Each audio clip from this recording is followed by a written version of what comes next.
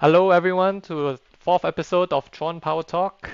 Today we have with us Chance from AInsure, and we have Big also joining us as well for the fourth episode of Tronpower Talk. And if for everyone listening on YouTube, you can put in your questions while we have our chat in the next hour or so. And if any burning questions, you can I think my mic was muted. Hey Hey everyone, everyone, this this is is Corey here Corey here from from Tron Power Tronpower Talk. Talk. Today we Today have we with have with us us Chance Chance from from AI AI Insurer, Insurer, and and joining us joining us is is Big Big Oso. Oso. And for And for everyone that's everyone that's watching us watching us live on live on YouTube, YouTube, ask put in your questions questions in in the the live live chat chat on on YouTube, YouTube, and and we'll answer we'll your answer burning your burning questions questions in the in the next hour next or hour or so. so. So yeah, So yeah, let's let's introduce introduce our our guest guest Chance. Chance. Yeah, Yeah, Chance, you Chance, you wanna wanna go ahead? go ahead?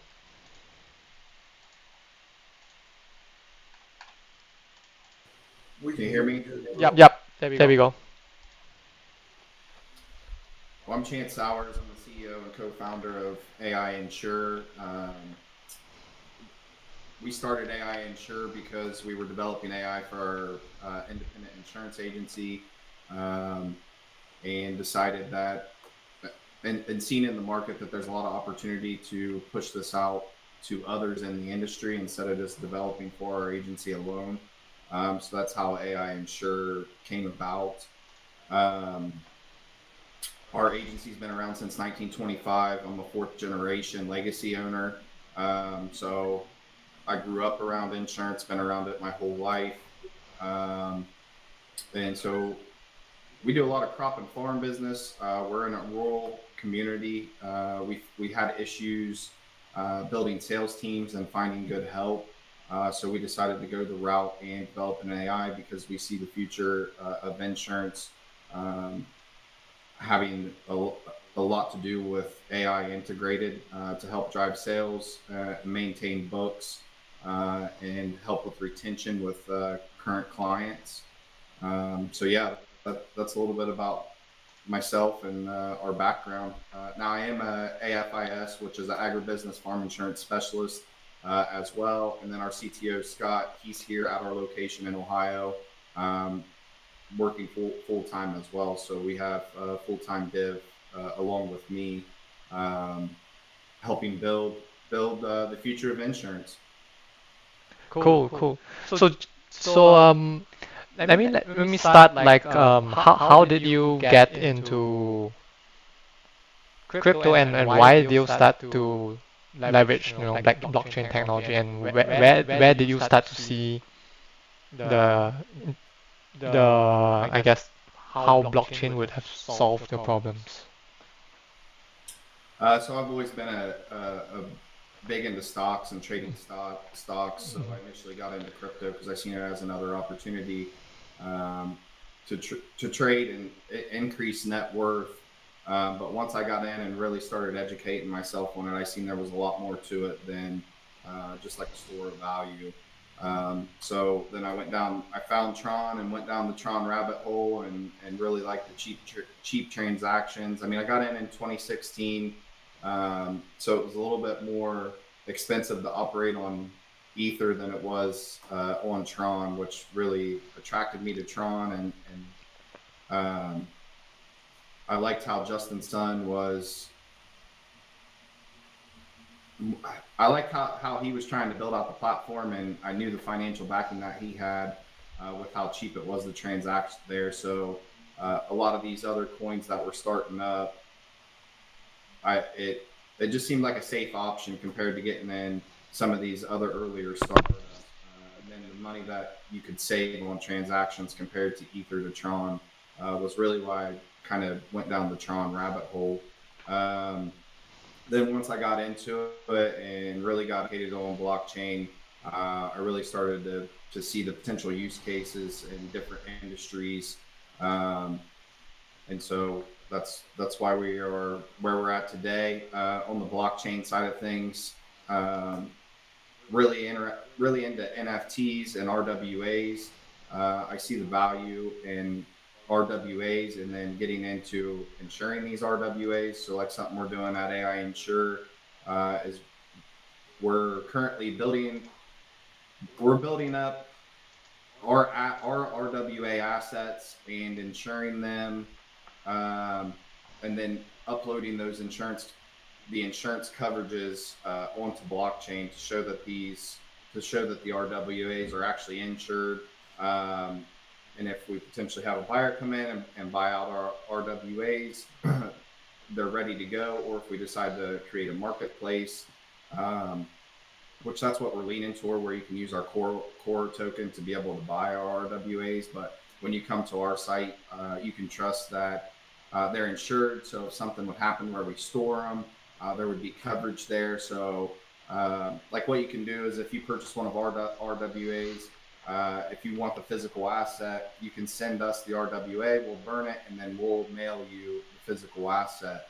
So where the insurance comes into play, say you own an NFT that you bought from us, we have a fire, we lose the asset, you can see the coverages that are on that item, and if something was to happen, then you would be reimbursed for the coverage amount that we had on the RWA.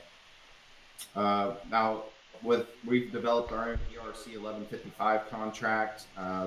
We haven't put out a lot of information on our smart contract that we developed yet, but we are actively talking to companies about implementing smart contracts for the insurance policies.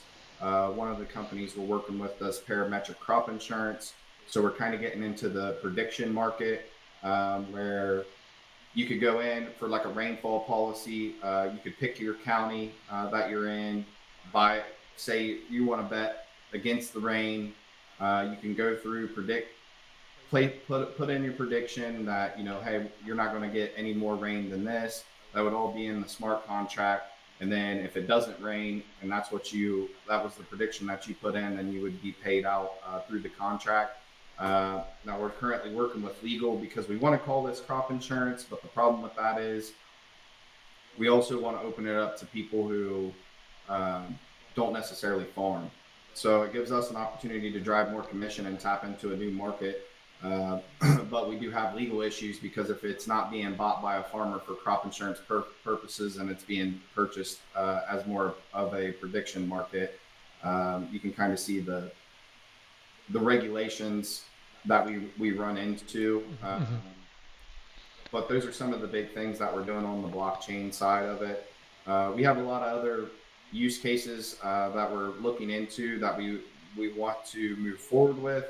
We just have our hands full with AI right now. We really want to get our framework down on the AI side of things and get our foundation put out before we start implementing more blockchain tools. But I know we've been a little bit light on the blockchain side of things, but it's coming. We have a lot in the roadmap that we've been working on behind the scenes. It's just the AI stuff is taking a lot of our time right now because we see more value on the AI side of things where we can get quick ROI compared to putting out some blockchain tools and dealing with regulations on the blockchain side of stuff. So yeah, Yep. Maybe you can start here. Maybe for our viewers who might not be familiar with your platform, maybe you could walk us through, what's the current state right now in terms of that you mentioned, you are familiar with insurance for the farming industry. So I guess that's one applicable industry where, like you said, crops get insurance related to that industry. Like how, and I understand you guys have these RWAs where you can insure real world assets. Like how is it gonna evolve, and what kind of customers are you catering to? What kind of insurance are you looking at? Specifically, like, is it just for property, for farming, and what's the outlook for next year, next 2 years? What kind of products are you looking at? What kind of if you mentioned you have Cora, your AI agent, like what's the, after that, what's your roadmap, I guess? So our focus is on P&C and life. So we're basically tapping into every insurance product out there besides health insurance. Health insurance is a little complicated, so we've decided to stay away from health, and we're putting the focus on the P&C side of things. We're attacking independent agents, underwriters, claims adjusters, and legal teams within that to help with subrogation whenever it comes to insurance claims. So we're really focused on all aspects. Main focus right now has been on the agents and underwriters. We've been following, there's not a lot of regulation out there yet with AI and insurance, so we've been focused on the state of Colorado put out some regulation, and one of the big things that they said was there has to be human oversight in anything that the AI does within the insurance industry. So the main tool that we've already developed is our proof of humanity tool. That's where any task that Cora completes or does for the user, you can go in, approve, flag, or deny, and then we store that data on blockchain. So that gives the proof of humanity aspect to our tool. We call it the collaborative interaction suite, and that's where we haven't opened that up to the community yet. We've been testing with some underwriters and agents, but the CIS will be where the majority of our tools will be for the community to use. Now we're getting really close to releasing our foundation that we've built to the community. So I'm hoping within the next month or so, community members can actually get in and utilize what underwriters and agents have been currently testing. So yeah, we have the proof of humanity tool, which is already done and up and working. We are working to finishing our marketing tool, which basically that's where Cora will go fully to work for us or any of the agents or any carriers that come on and use our system. So it's just like, it's very similar to any of your other scheduling marketing tools that are out there on the market, but it just takes it a step further where Cora can actually start to go to work without us engaging with what it does. So, for example, I can tell it, post a daily update on auto insurance on X, LinkedIn, and Facebook. I can run that campaign for ever. So then each day it'll put different content on any of the outlets that I posted, and it'll post different content each day as well. So it's not the same post going out. So we just give Cora a sentence or two of what we're wanting, and then Cora will just go to work and post out for you. You're actually getting a marketing rep through AI without you having to do anything at all, which that's where we see the true value in AI, is getting it to use cases where it just goes to work without humans fully being involved. We've also got our file upload tool for PDFs. So underwriters are currently using it. Any ISO forms or exclusions, endorsements, changes in their underwriting, those can be uploaded into our system. You can ask the AI a question on, what is water backup coverage with Western Reserve, and it'll go in, it'll pull the documents for that carrier, give you a brief overview of the question that you asked, and then it will also plug in the file, so you can click on it and it will take you directly to where you found where it found that information. That saves agents and underwriters a lot of time, because these documents can be 500 plus pages, and being able to ask the AI and have it pull it up in real time immediately for you and showing you where it's at is a big use case and time saver for our industry. We can also do claims reports from our file upload tool, and it can also present a subrogation case as well. We've actually partnered with another local AI company who has attorneys running it, and they're focused on the legal side of things. So that even gives us, that brings more trust to agents and carriers that are utilizing our legal tools, because we've actually got attorneys backing what's going on when it does subrogation stuff for the user. What else? Education and training, like a big thing is training your CSRs or educating your current agents, so you can easily get in, create courses for continued education, or you can create courses to just give the basics on how to train a CSR. The benefits when you're an independent agent, and like we have 40 plus markets that we write for, and every one of those markets have different underwriting guidelines. So when you go into a company and they may exclude pit bulls, but this company doesn't exclude pit bulls, and this company has a minimum of $2,500 deductibles on homes, and this company has a minimum of $500 deductibles on homes.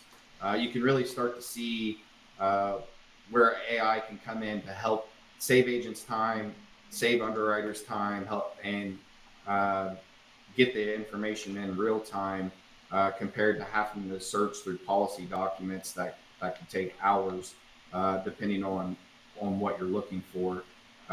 We're currently testing with Rockstone Mutual on the underwriting side of things. I got a couple of different agencies that are testing with us on the agency side of things. We hope within the next year we'll be ready to fully roll out and start marketing these products and bringing on paying users to really start driving revenue. Some of the other tools that we've included, we tied into TradingView APIs, so we're really going to start to get into letting the AI help trade. The big thing on the insurance side of things, we deal with a lot of crop insurance customers, and this will assist them and help in marketing their grain. But then you can take it to the crypto side, and somebody's wanting to see weekly support or daily support or anything along those lines for say TRX, they can hop in there, ask it a question, and it'll give some TA assistance as well. We have in the pipeline, so instead of rolling out a trade bot where you go in and you have to put in the parameters of what you want, we're gonna dumb it down, and the first one we're going to do is TRX. So you'll come to our platform. The only thing that the AI will trade for you will be TRX to start, because we'll pull all that data in and get it fully trained on TRX. And then instead of making the user pick their parameters, they're just going to enter into our smart contract. We'll take those funds, trade those funds on TRX, and then redistribute those funds that are profited through the smart contract. We think that'll help a lot of users who aren't day traders. It could start to drive more users because of the ease of it. There will be nothing to do. All you'll have to do is be familiar with entering into a smart contract, and as soon as you decide the amount that you want to enter into the contract, Coral will just go to work. Now, the vision is, start with TRX and then slowly start to add other tokens and go from there. But we want to really have. We want to have the proper amount of data to where the AI can be profitable, instead of saying, all right, well, you go in and pick your parameters and you pick which coins that you want to trade.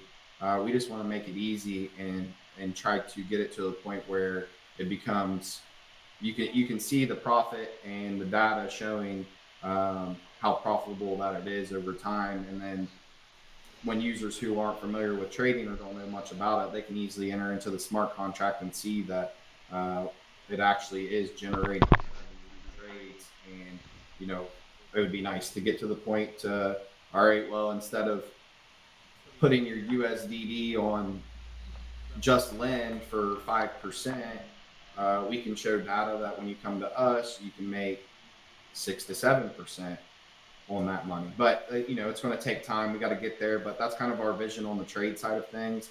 Our number one focus is insurance at the end of the day. So as we start to grow, we'll start to put out more tools that aren't necessarily geared towards insurance, but right now our number one focus is insurance. So we've had Cora take a few insurance tests. We've got it to the point where it's usually passing with around 87%. We want, Nice. I don't want to say replace agents and underwriters, but that's where we envision it going. So, for example, say you have an agency that has 10 agents, you'll be able to cut the fat and take your top two producing agents. Say they're all making 50,000 a year. Well, you'll be able to cut those other 8 agents, cut those salaries, get the same production with your top two agents, along with driving new leads and selling new leads. And then, for example, you pay us 50,000. So at the end of the day, your 2 agents are scaling to 100 agents, but you only have the cost of 3 agents. So it really makes sense to bring us in. But again, we got to get to the point where we're actually showing this data. One thing we're working on is it's really easy for non-for-profits to pull their information to get directors and officers insurance. So we're really looking into it to where, so it'll immediately pull a quote, and when the AI reaches out via email, text, or phone call to sell these leads, it'll be presenting a quote. So instead of wasting somebody's time and saying, "Hey, can I quote you? I need X, Y, and Z to quote," we're basically the AI is preparing the quote, sending it out to the lead, and then your closing rate is much higher because you're not wasting these potential clients' time. They're getting a quote, they know what they're going to be able to pay, and if you're saving them money, 90% of the time they're switching their business to you. So Yeah. Yeah. So Yeah. So yeah. So maybe to help us understand a bit more how the platform works in terms of, I guess it's like you're aggregating. I'm assuming that for different types of insurance, you have different agencies or agents handling it, and so Cora would be the agent would be the platform to help aggregate and basically connect the user to the correct company or agent that's dealing with that kind of insurance, and basically it's a entire hub to just handle everything. And I guess is the vision where, instead of interacting with all the individual insurance agencies' websites, you just do it on your website, and you just can upload, you can look at your policies, upload your PDFs, and handle it all there. yeah, we basically want to make it a one-stop shop Mm-hmm. for agents and carriers, so their clients can come to us, and then their employees can also use it. That's why we're putting in like social media. So like instead of an agency needing their management system, needing an AI system like GPT or Claude or whatever they're using, um, and like a marketing suite like Levitate that sends out blast emails and stuff like that, you're going to be able to come to our dashboard, and we're going to have all the tools right there as a one-stop shop is really our goal. And it'll be to the point to where we want to get it to the point to where it actually does become an agent, and it can sell policies and produce for you at the end of the day. Yeah, that sounds pretty cool. Yeah, yeah. about the I was and then going on to the bot, the trading bot. Yeah, I was gonna say, like, it kind of deviates from the insurance agency, but it's a cool thing, and it's been something I've been looking at. Um, but I guess I know you guys. Yeah, yeah. Go ahead. Our main focus is agents and carriers, but Mm-hmm. we're also wanting to scale this product and attack the crypto community as well. Yeah, like I always say, Amazon started in books, and look where they're at now. Or look at Tesla. Tesla started in cars, but look at what Musk has done now since Tesla with Neuralink and X and everything that he's doing. So that's kind of our vision here. Our bread and butter is going to be insurance, but if we can really scale this thing and start to grow, that's not going to be our only focus. Mm-hmm. So that's kind of where we're going. But that's why we haven't put out as many blockchain use cases and stuff, because the main focus right now is insurance. So like we just got in 2024 we got Safeco Agent for the Future. We just got accepted into Ohio University Innovation Center, which is an incubation hub at OU, which they've helped us with hiring on new. We recently just hired on a new coder, which that's all under a grant program. So we're getting we're getting those employees for free. Liberty Mutual just gave us access to their APIs. They're another well-known company that we're actively working with. We also got into an NVIDIA Inception program and a Google Startups program as well that has different benefits that'll help us scale. Um, but we're currently on our third framework on the AI side of things. So we're thinking we went this time we went with LangChain, and we're thinking that that's going to be our permanent one. So we're really hoping that we don't have to change frameworks again on the AI side of things. So we once this foundation is built, you should really start to see us popping out a ton of use cases because we've got about a year and a half to 2 years of development and what we've been doing so far. And once this foundation is ready, we're really going to be to the point where we can say, okay, we're going to focus on this one tool. We're not going to do anything else until this one tool's put out. Where in the past 2 years, we've had this tool, X, Y, and Z, all these tools that we wanted to have working in the system to release it before we go to market. So we're getting very close to the point to where we're about ready for market. Once we get all the bugs and do all the testing on the foundation, we're going to be in a really great spot to really start to scale and put out more use cases. And then I have 100+ agents that I've been talking to that are interested in coming on board. I've got 10 to 15 other carriers that I've been talking to that are looking to come on board. And then again, on the DeFi side of things, that's why we put in blockchain support and trade support, because we want to help these carriers learn and get educated about different ways they can invest their float compared to traditional finance. So the float is basically the money that insureds pay for their premium that are just kind of set in idle in like an escrow account for these carriers. And they're not currently utilizing any DeFi. So this will also assist them on that side. But again, we're looking at ways that we can really drive revenue and create growth. And we see that just attacking agents and carriers, we're going to have our hands full there. And if we do it right, we should have plenty of growth. But we really want to scale this thing to the next level. And if we start including blockchain DeFi tools and attacking crypto communities, that's just more liquidity that we can tap into. Yeah, Yeah, I I think think that that makes makes sense. sense. Yeah, Yeah, I I think think lots of lots of financial financial institutions institutions are are trying trying to, to leverage leverage leverage leverage managing managing all all these these treasuries treasuries for for companies, companies, especially if especially they if are they going are to gonna accept accept Bitcoin and Bitcoin and Ethereum as Ethereum as payments, payments, and and now now Tron, you have Tron, the you have the ETFs. ETFs. So I think, So I think, and holding holding Tron, you can Tron, you also can like also like subsidize subsidize transaction transaction fees fees on on on on Tron. Tron. So So it's an it's an interesting interesting dynamic dynamic there with there with Tron. Tron. Big also, do Big you have also, do you have any any questions on questions your on your side side you want to you wanna ask? ask? Do you guys hear me? First of Yeah, all, yeah, Yeah, I yeah, hear I you. hear you. Yeah. Yeah. okay, beautiful. First of all, Chan, nice to meet you. I'm happy to see like the person behind Cora.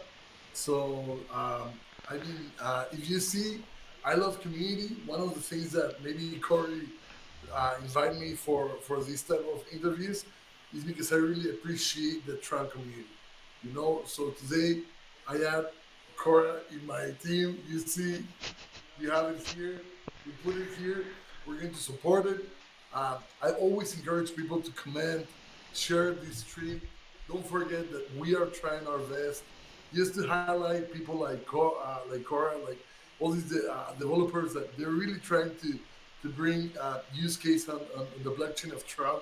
So we really appreciate your work, and I want to really focus on the Ohio University because I think that that's a big deal. We know the Tron, we know that Justin's son really like to go to support like all these initiatives. It goes to university, so I think that's one of the big milestones that you have, guys. So I know that we're going to see growth in Cora. All this news that you're sharing, I'm just trying to think where I can get money and just position myself, because I really hear it and I really see it, and I see the passion that you're with the one that you're sharing. So I'm happy that we get to know your project, and let's continue hearing the stories, because I think that one of the big things that will connect, because we know that AI. Yeah, sometimes there's a lot of people that they don't maybe they don't like it, because it's like, oh, a human goes out, but he's the future, So, but you see that in the background of Coda, you see someone that is developing, someone that is feeling, someone that is trying to give solution, and that's the most important thing, and that's why we're here, and that's why we're sharing your stories, and thank you for being here. Give us time, Corey. I'm always happy that you give me an opportunity to, because if it's not for you, I will be learning a lot of this. So I'm happy to be here, guys. Yeah, I just wanted to thank you all for reaching out to me, and I see you a lot on the spaces that I join on X, and how active you are in the Tron community. And I want to get more active. I want to put myself out there more, but we're kind of laying back in the shadows right now until we have that foundation fully released, and then I'll really start to put myself out there some more. But I really want the product to be in a good spot where community members can easily access, get in, test, and visualize, what we're building. I just kind of look at marketing as one of those things. It doesn't make sense to waste time and money on marketing if the product's not ready for the users. And so we've been putting ourselves out there, and putting some information out there so people can know about us, but we'll really start to ramp things up once our website's finished, and our CSI is fully live. That's one thing I will say. If you've been following us at all, or if anybody watches this has been following us, you've noticed updates to the website. We're getting really close, and the website's already looking way better than what we had out there before. Um, so we're getting excited, and I'm really looking forward to getting more involved in the Tron community, and talking about Quora, and building trust. I know one of the things where we went the fair launch route with our token, um, and our wallets hold majority of the supply, but we were looking at that. We don't want to. We didn't. We wanted to go in and show that we are back. We believe in what we're doing, and we're backing our project, and we have some funds to continue to move forward. And we just didn't want to put ourselves in a spot to where we put out a token and the supply gets ate up by manipulators who just basically drive the price down and kill everybody. We're really trying to create value in what we're doing. So, like, one of the tools that we're looking into right now is creating a liquidity pool. But instead of dropping our token back to those users who provide the liquidity, we're looking at potentially doing like BitTorrent. So we'll take our treasury, our BitTorrent treasury, and instead of us keeping those drops that we get through BitTorrent, we'll just feed those into the LP. So the users who supply liquidity will get our rewards of BitTorrent off of our treasury. And so instead of diluting our token, and potentially having people just coming in, mining, and dumping on us, they're going to get BitTorrent, and they can go dump BitTorrent all they want, and it's not going to affect the price of the core token. We're going to get to the point where, like when you do proof of humanity, now that's one that we're considering dropping core token for. So if you go in and you start utilizing our platform and you assist with training our AI, anytime you approve, deny, or flag a task that the AI does for you, then we would say drop a core token back to you for participating and helping us train the AI. but yeah, we're getting there. We're a small team. It's taking time, but we're getting to the point now where we're starting to talk to VCs, and we're really looking to scale here quickly once the foundation's ready to go.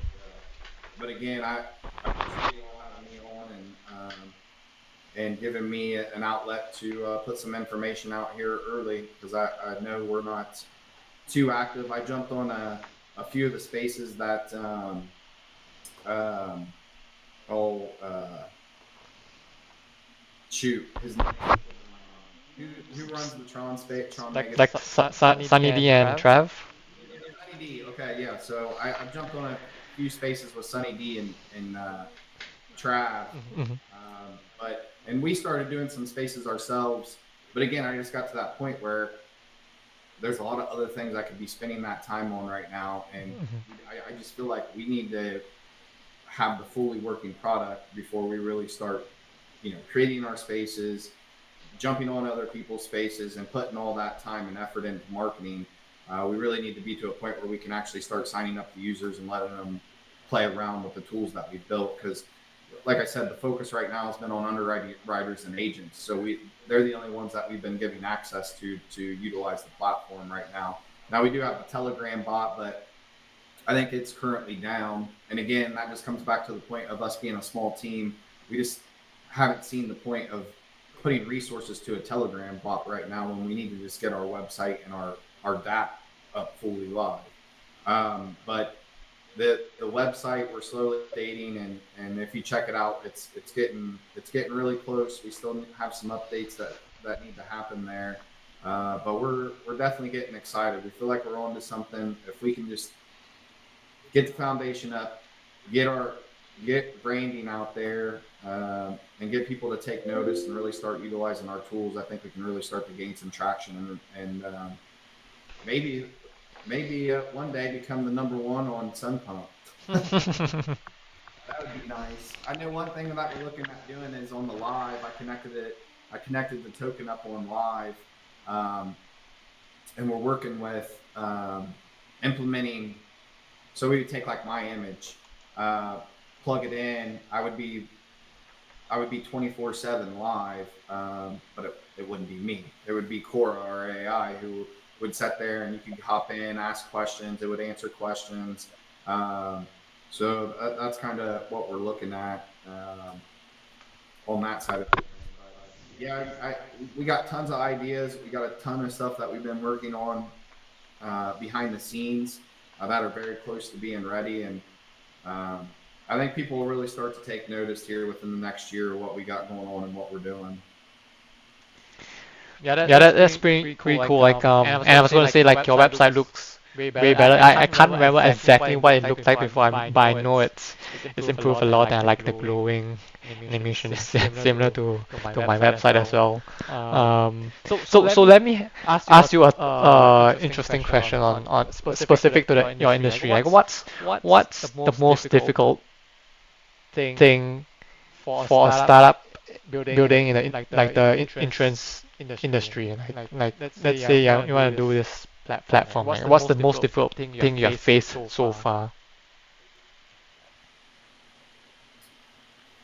I would say it would be regulations. There's a ton of regulations in the insurance industry in the U.S. So that's definitely been one of our biggest obstacles. But the second would also be the average age of these agency owners and these CEOs for carriers and board members of these carriers.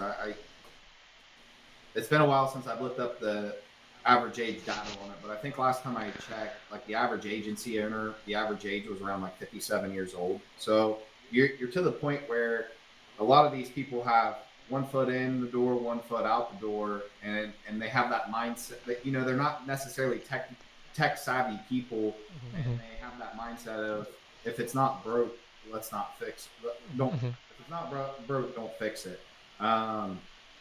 So, in education, so regulations, and then, having people who aren't necessarily educated on blockchain and AI, and being an older generation, those have been the biggest obstacles for us. Now, if you get into some of the younger agency owners, some of the we've been doing a lot of quantitative and qualitative market research, and we've actually been working with Ohio University on a new research that we just put out, which I'm hoping by the end of the month we'll have the results back from it.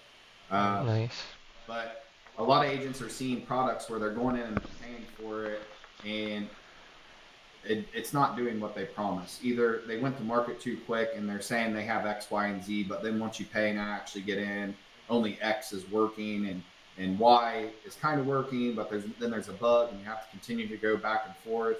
And for the money that they pay, it just doesn't make sense. So one thing we're trying to really move forward, one thing we're trying to live by is under promise and over deliver.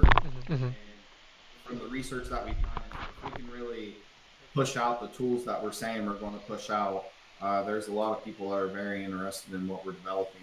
Now we're starting to see some competition pop up out there, but most of this competition doesn't have an extensive insurance background like we do, and most of them are picking one use case and getting it ready for market, and then that's the end of it. They're not really doing much. Like there's one AI out there who it's a copy and paste tool basically. So it'll copy information and paste it into an Accord form, which is a great use case for the insurance industry. But at the end of the day, that use case is eventually going to be obsolete once we get AI to the point of where we want it to get it to. And it's just not going to make sense for agents to pay for that service when there'll be other services out there that do that plus 10 times more. All right, cool. Big Also, do you have any questions, or shall we? I think I think we're we're almost come up to the hour. Should we spin the random crazy question wheel? Yeah, let's just spin this shit of it. Yeah, Yeah, so we'll spin a random question, like the wheel of random questions, and just keep it light, less about crypto, blockchain, and insurance. I think it's all heavy topics. So I think we wanna get to know the founders a bit more. So let me get to this. There we go. Let's see. Landed on last meal. So what's oh, maybe you could share. I don't know if you mentioned it earlier. Like where do you live, and like maybe you could mention like what's one food that you could have for the rest of your life that you could just keep eating day after day. So again, I'm from Ohio. Ohio. Okay. It's funny. My wife asked me this question just the other day. And I guess if I had to just pick one, I would probably go with pizza because I can put different toppings on it. So as long as I change the toppings on it, it's going to give me something different every day. So I could do a breakfast pizza one day. I could do a pepperoni pizza another day. Maybe a margarita pizza the next day. So it gives me options if I can change the toppings. But yeah, I would probably have to go with pizza on that one. A pineapple on pizza? Yes or no?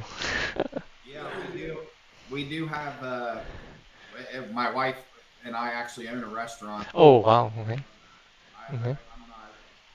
I'm involved somewhat. I used to be a lot more involved than I am now, where we started this AI company, and where I'm basically running the agency now here. But yeah, so we do pineapple on pizza. I'm not a huge fan of it. I've had it. I don't think it's like terrible, but I'm definitely more of like a pepperoni type guy, or if I'm drinking some beers, I'll do like add some banana peppers on it to give it a little bit of spice. But I'm pretty basic when it comes to my pizza. We need the prepare, so when the bull market comes, we just go to Ohio and eat some good pizza. You know. Oh, I'm ready for the bull market. I was a little bit disappointed in Tron's chart today with Bitcoin staying up there and Tron's trying to go back down and test that, dropping below 34 cents. I don't know what's going on. I'm waiting. Justin Sun said that he had big news coming next week. So when he put that out, I wonder if he was talking about like next week. So like not this week, but the following week from the time he posted that. Maybe. Yeah, might be. Yeah, might be at the end of this week. I don't know. That the USDD news on Ether, I didn't consider like big news. So like I don't want to see him go back to the 2017 announcement after announcement, and then he puts out the announcement. It's a terrible announcement. Like I'm all for the announcement of the announcement, but just make sure that It's good. like public. That was a big announcement. Mhm. Doing an announcement for the announcement for something like that, but the whole big news and if USDT or USDD or big news, that's the kind of shit. Yeah. But yeah,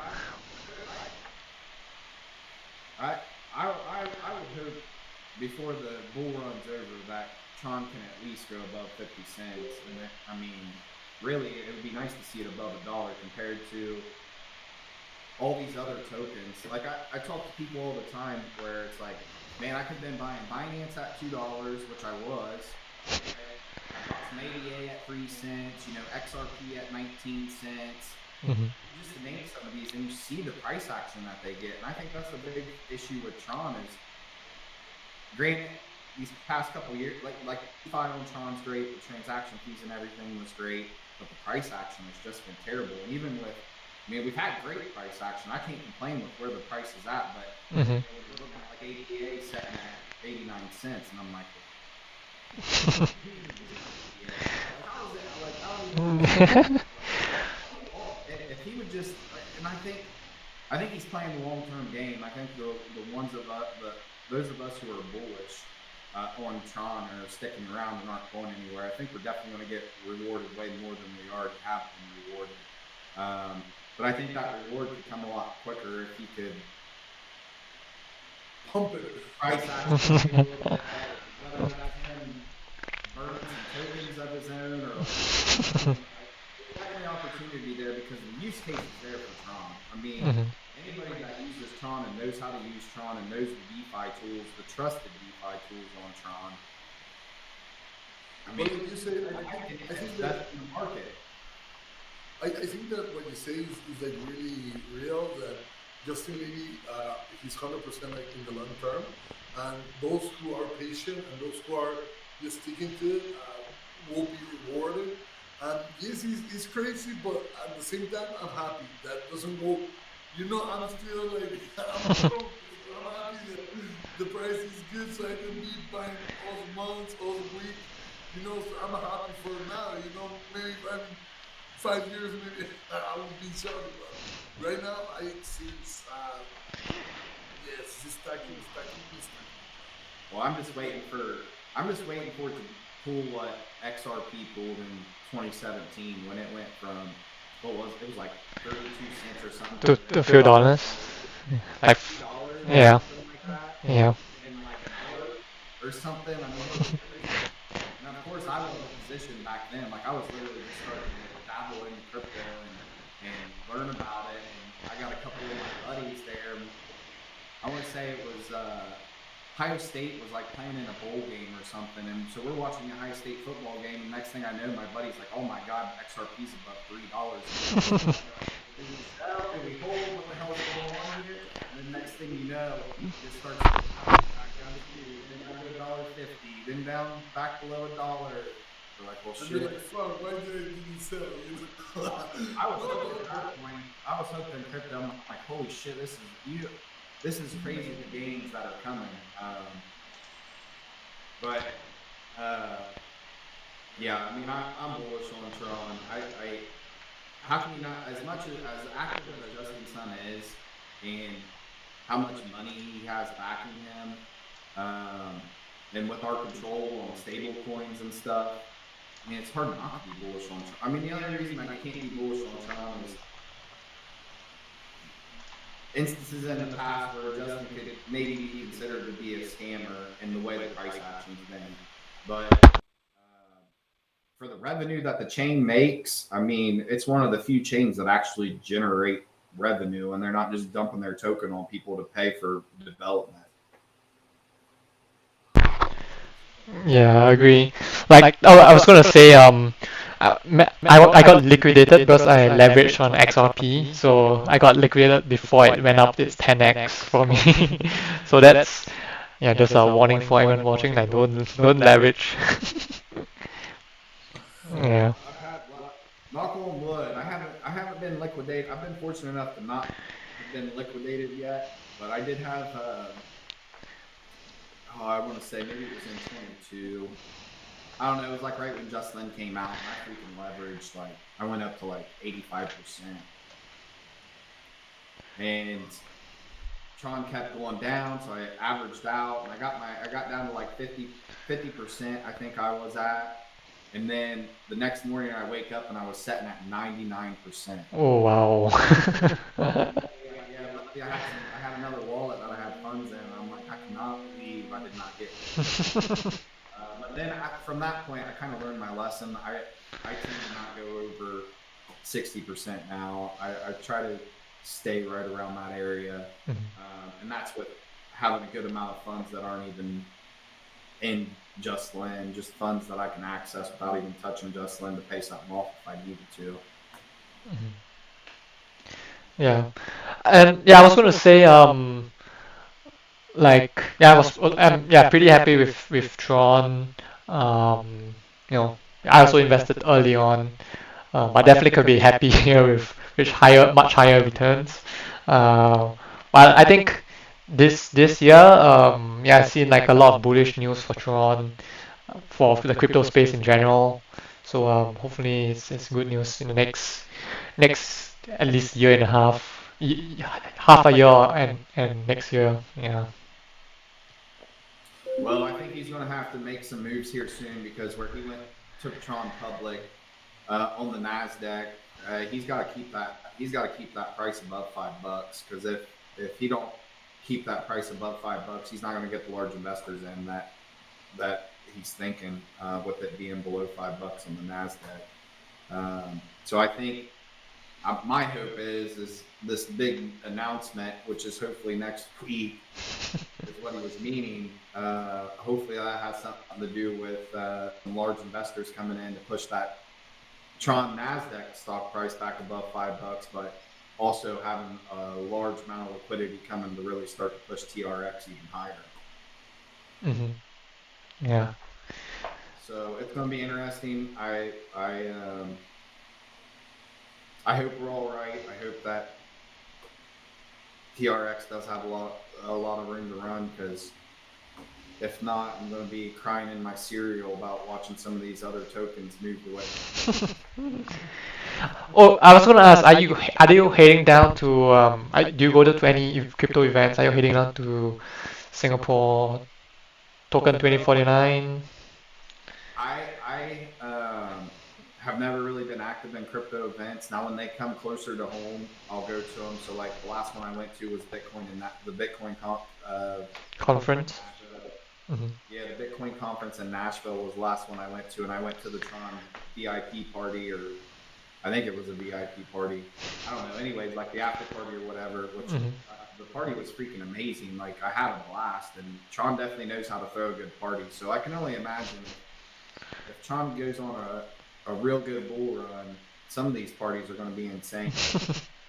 We want to start getting more active in that stuff too once our foundation's built. Because when I went to that, I was just going as a Tron community member. It was close to home, and so I wanted to go check it out. But if we can get to the point where we can really scale AInsure, we'll really start to be putting ourselves out there and try to attend those events. But we just got to watch our spending. I try to do a lot more local stuff. I believe in building out here in Ohio and then expanding to other states and internationally. So like I got an event next week in Columbus. We're part of the InsurTech chapter, the Columbus, Ohio InsurTech chapter, and we go down to OU a lot. So we've been considering starting um, maybe like a Tron meetup on campus in Athens, um, and trying to get other students to come on board and to help us develop, but also put out the word about Tron down there. Um, so yeah, we got things in the work, and I have done some events in the past, but as of right now, we don't. I'm not doing like token. What is it? Token 2049. Yeah. Yeah, like I'm not going to do that, or at least not yet. Now down the road, like I said, if we can scale and really start to drive revenue, we'll be at all that stuff. But we really just need to control spending right now. Yeah. I have a last question. It's a bit last minute. But yeah, regarding AI insurance, like you guys are, I guess, insurance is states as in the United States is more state specific, and you guys are more US oriented. And I guess it's gonna be different for if you want to expand regionally, it's a bit take more time. It'll take more time to do that. Yeah, so each state has different insurance guidelines, and to sell insurance in every state, you have to be licensed with every state, and it may need to be you as an individual, or it may need to be your agency or carrier licensed with that state. Mm-hmm. It's the regulations are very complex, but the nice thing about what we're doing with the technology part of it is, we can scale through the U.S. quickly, because for us to provide the technology, we don't have to have licensing to sell the products. Got it. The agents and carriers buying our product would already be licensed. They would just be using our technology. Oh, great. So technically, like you guys could cater to like international agents and carriers, and they can and users of your platform can be international. Okay, got it. We can actually, yeah, we can go international. That's not a problem at all. But again, I believe in face to face and being able to. What I'm trying to make is, I'm going to have a better opportunity of selling somebody if I can talk to them in person than if we were just Mm-hmm. like we're doing now online. I just feel like in the insurance industry and trying to get somebody to utilize your product, getting that FaceTime is extremely important. So if we can take over the Ohio market and build that trust, and then start to expand out state to state, I think as we continue to grow, we're going to have that trust, and it's going to be a lot easier to sell virtually. So we're really trying to put focus on Ohio and becoming one of the number one insurtech platforms in the state before we really start to expand, because we have a lot of connections of carriers and agents that I'm already talking to that are right here in the state. So it just makes sense for us to focus on Ohio before we start expanding out and attacking other markets. Got it. Okay, so I think we are almost an hour in. I think if you have any, we also have any last questions, feel free to go ahead. If not, Chance, if you have any last announcements, if you wanna shout out, feel free to go ahead. Yeah, maybe Big also any yeah. Just to encourage, like, just still hard working. I hear that your ethic of work, of how you manage your money, shows the value that you have, and I'm happy. I'm happy to see bills that have ethic. So I'm happy to hear that you guys are working in the University of Ohio. I think you guys need to bust that opportunity, because there's a lot of young people. They're ready to really connect with people that are in Web3. So you guys are going to kill it. You guys going to conquer it, and you guys going to have success. So I'm really happy to see in the next year. I would like to. I hope Corey is still making these shows after 1 year. I hope so, and we can see how you guys have achieved it. And I know that big things are coming to our lives for those who work for it. So, so yes, thank you for your time. Thank you for letting me be here, sharing with you guys. I'm happy, always blessed to be here. And yes, man, always, if you can go follow Cora. You can go and follow all these beautiful projects that they really need support from the community. And guys, the time will come that we're going to be heading to the sun. So let's fucking go, guys. Let's go. I'm ready to go.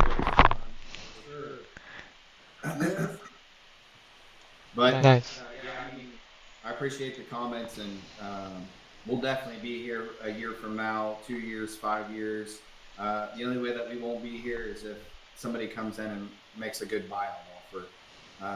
Other than that, we will be here because, like I said, I'm fourth generation, so I'm doing insurance for the rest of my life. I plan on getting my kids into it as well, and so it is. We're not just a startup that isn't back, that we're trying to attack a market. We've already been established in developing this for our agency. So at the end of the day, as long as our agency's still operating and we're around, Cora's not going anywhere. All right. So I think that concludes our fourth episode of Tronpower Talk. Yeah, so big also thank you for coming in and adding flavor to Tronpower Talk, and thank you very much, Chance, to sharing a bit more about AInsure and allowing the wider crypto audience to understand a bit more of what you guys are building. And yeah, very interesting stories you've shared with us, and hope to see more updates on your platform. And I think yeah, that's it for this week. See you guys. Awesome. See See you. you. Thanks. We love pizza.